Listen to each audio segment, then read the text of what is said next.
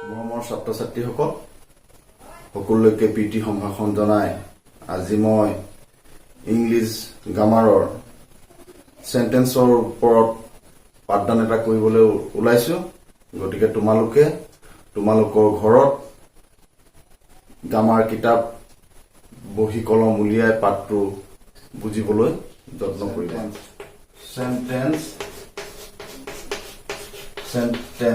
Sentence মানে হল বাক্য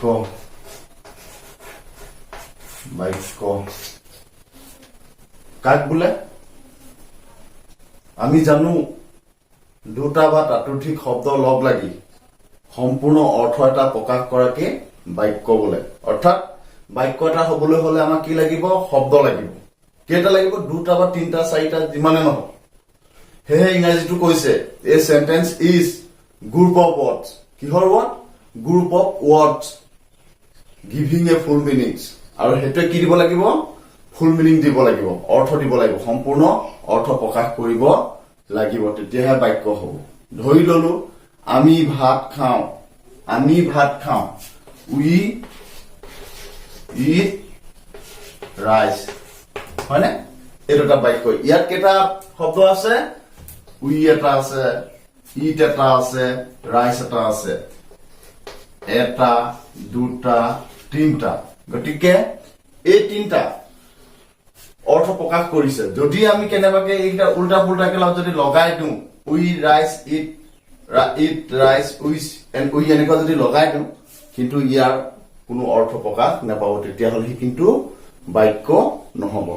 গতিকে মেইন কথা বাক্য এটা হবলৈ হলে শব্দ লাগিব শব্দবোৰে এটা সম্পূৰ্ণ অৰ্থ প্ৰকাশ কৰিব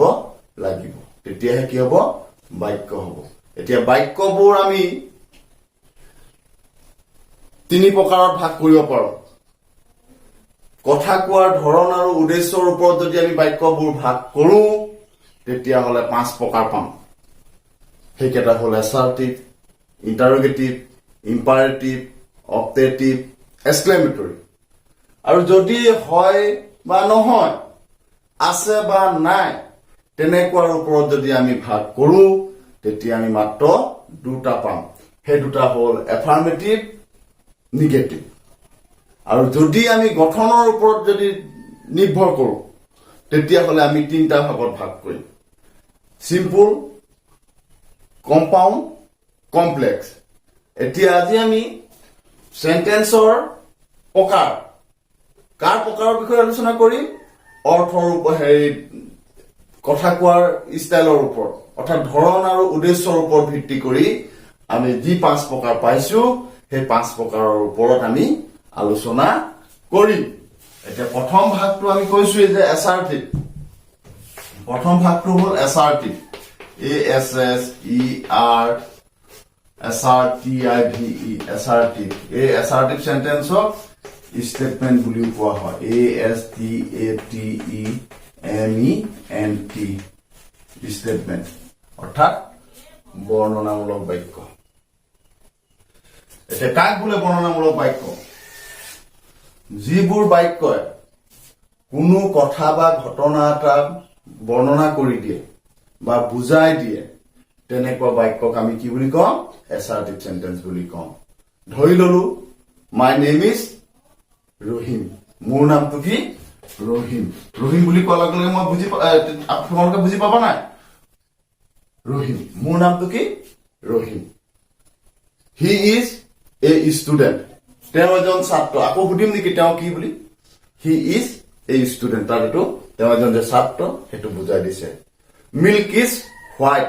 গাখীৰ বগা গাখীৰ কেনেকুৱা আমি সুধিম নেকি নুসুধো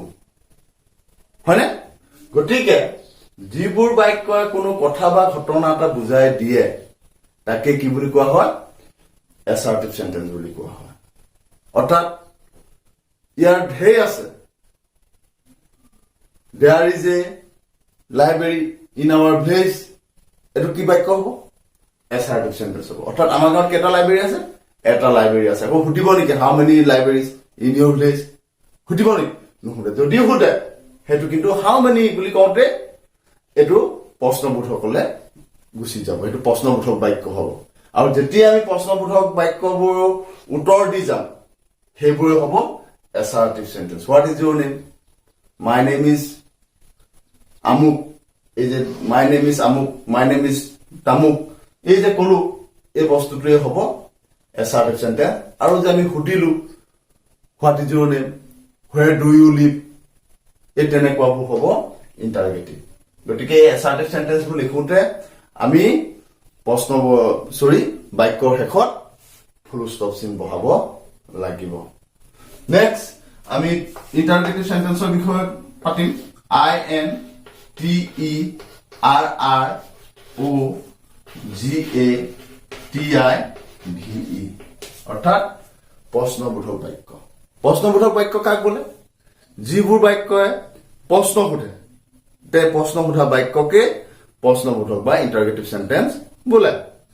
প্ৰশ্ন এতিয়া আমি কেনেকে সুধিম? প্ৰশ্ন সুধিবলৈ হলে দুটা ভাগ আছে, প্ৰশ্ন সোধাৰ দুটা প্ৰকাৰ আছে। এটা হ'ল WH আৰু আন এটা হ'ল অক্সিলাৰি।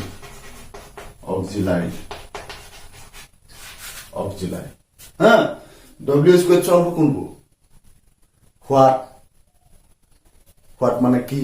হুইচ কোনটো বা কোনডাল, হুইচ ইজ ইউৰ পেন্সিল, কোনডাল তোমাৰ পেন্সিল, হোৱেন কেতিয়া, হোৱাই কিয়, হু কোন, হোৱেৰ ক'ত ইত্যাদি, এনেকে 9টা আছে। সেই 9টাটো হ'ল WH কুৱেশ্চন, সেইকেইটা হ'ল WH কুৱেশ্চন। আৰু অক্সিলাৰি কুৱেশ্চন বুলি ক'লে আমি এই যে 24টা পাইছিলো অক্সিলাৰি ভাৰ্ব, সেইকেইটা তোমালোকে মনত আছে নাই জানো? সেইকেইটা জানিব লাগিব অক্সিলাৰি ভাৰ্ব কেইটা। সেই অক্সিলাৰি ভাৰ্ব কেইটা যদি আমি নাজানো আমি বাক্য লিখিব নোৱাৰিম। কিয়নো এই অক্সিলাৰি ভাৰ্ব কেইটাৰ কাম আছে, সিহঁতৰ নিজা অৰ্থ নাই কিন্তু আনৰ অৰ্থ প্ৰকাশ কৰাত সহায় কৰে, যাক আমি হেল্পিং ভাৰ্ব বুলি কওঁ, সহায়কাৰী ক্ৰিয়া। সেইকেইটা হ'ল am, is, are, was, were, have, has, had, shall, should, will, would, can, could, may, might, must, do, did, does, need, dare, ought, used to, এনেকৈ কৰি 24টা আছে। সেই 24টাৰে নিজৰ অৰ্থ নাই কিন্তু অৰ্থ প্ৰকাশ কৰাত সিহঁতে সহায় কৰে। এতিয়া এমটোকে মই ক'বলৈ বিচাৰিছো, ধৰি ললো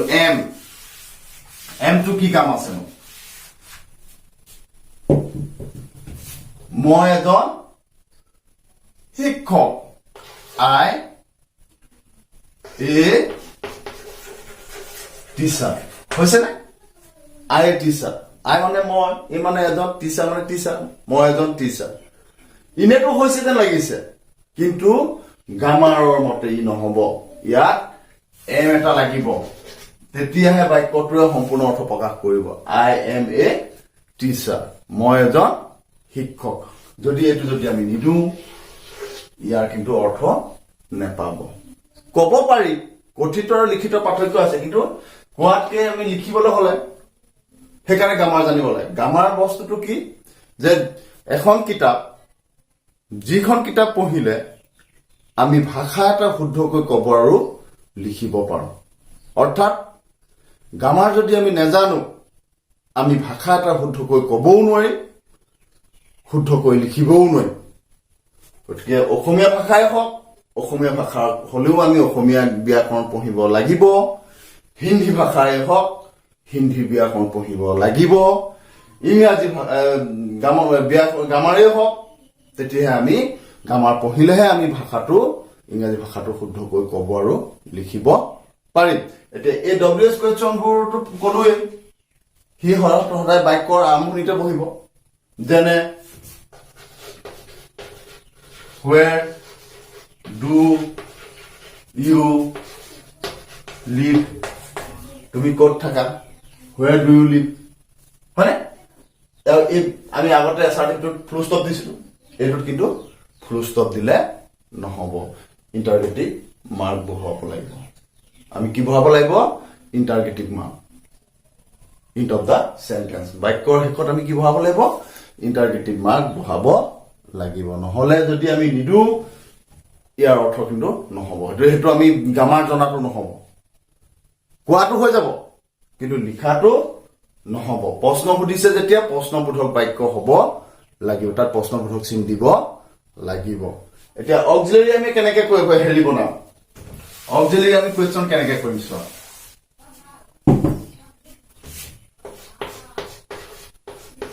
He is playing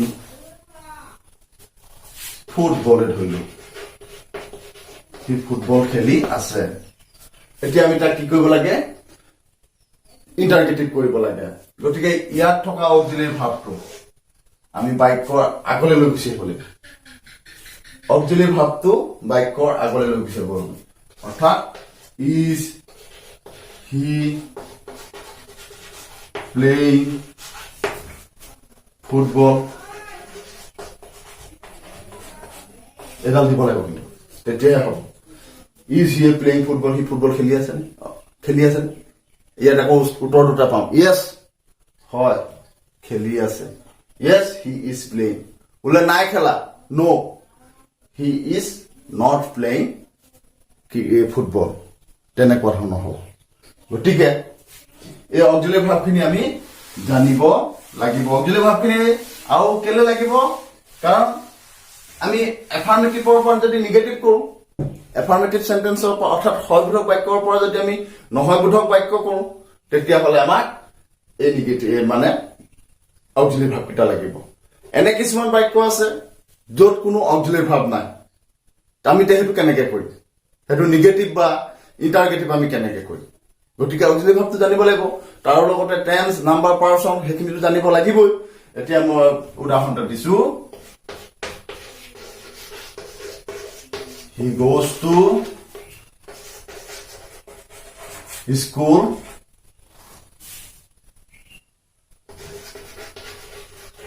every day he goes to school every day তেওঁ সদায় স্কুললৈ যায় ইয়াত অক্সিলাৰি ভাব আছে নেকি নাই এতিয়া আমি কেনেকৈ জানিম ই কোন কি এছাৰ্টিভ সেন্টেন্স হয় এফাৰ্মেটিভ সেন্টেন্সো হয় কিন্তু তাক এতিয়া আমি নিগেটিভ কৰিব লাগে আৰু ইন্টাৰগেটিভ কৰিব লাগে অৰ্থাৎ নহয়বোধক কৰিব লাগে আৰু প্ৰশ্নবোধক কৰিব লাগে আমি এটা কেনেকৈ কৰিম গতিকে আমি প্ৰথম এই বাক্যটো চাব লাগিব কোন টেন্সত আছে বাক্যটো কোন টেন্সত আছে প্ৰথম চাব লাগিব কি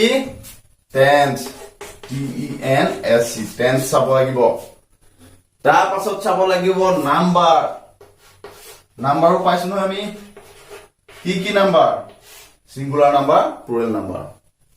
গতিকে একবচন বহুবচন হে চাব লাগিব তাৰ পাছত চাব লাগিব কি পাৰ্সন PERSON পুৰুষ কোন পুৰুষত আছে প্ৰথম পুৰুষ দ্বিতীয় পুৰুষ তৃতীয় পুৰুষ পাইছে নহয় সেই পুৰুষও আমি জানিব লাগিব তেতিয়াহে আমি ইয়াক সুন্দৰকৈ শুদ্ধকৈ লিখিব পাৰিম এই টেন্সটো জানিব লাগিব নাম্বাৰৰ ওপৰত জ্ঞান থাকিব লাগিব পাৰ্সনৰ ওপৰত ধাৰণা থাকিব লাগিব তেতিয়াহে এটো আমি টেন্স জানো এটো হল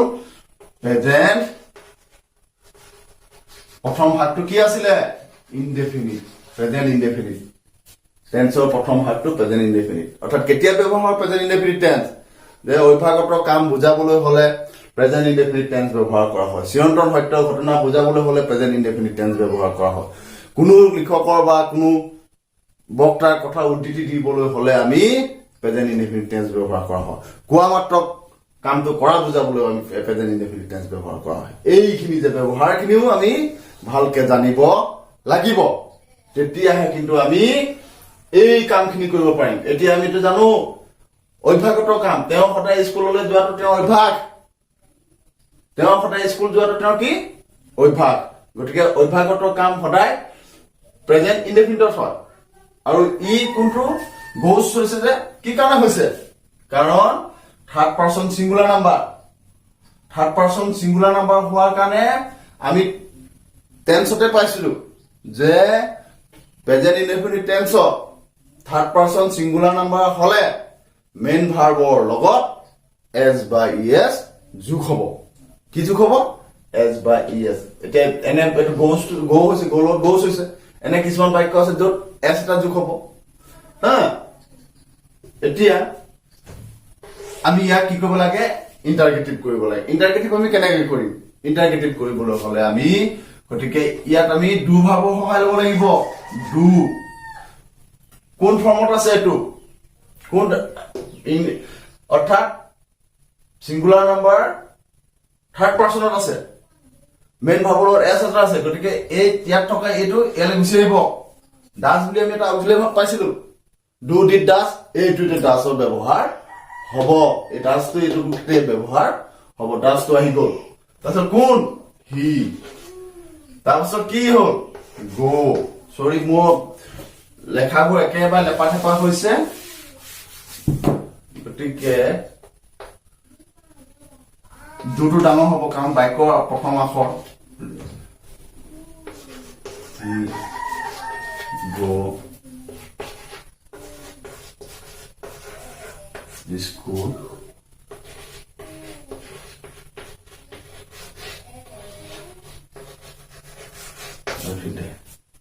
হৈছে নে নাই হোৱা কেলে এইটো দিব লাগিব এই বস্তুটো দিব লাগিব তেতিয়াহে এইটো শুদ্ধ হ'ব ঠিক তেনেকে আমি যদি নিগেটিভ কৰো সেইটো নিগেটিভ কৰিলে এনেকে হ'ব লাগিব সৰি he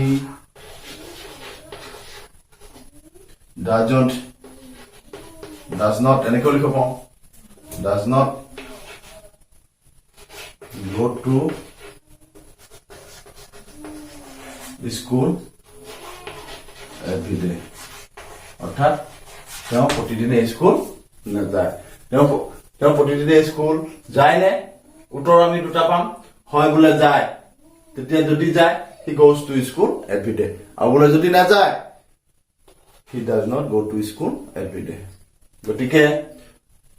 মৰমৰ ছাত্ৰ ছাত্ৰীসকল আৰু বেছি দীঘল নকৰো পুনৰ মই সেন্টেন্সৰ ওপৰত আৰু দুটা বা তিনিটা ভিডিঅ' আগবঢ়াম গতিকে ভিডিঅ'টো যদি তোমালোকৰ ভাল লাগিছে লাইক কৰিবা কমেন্ট কৰিবা শ্বেয়াৰ কৰিবা সাবস্ক্ৰাইব কৰিবা আৰু বেল বুটামটো দবাই দিবা ধন্যবাদ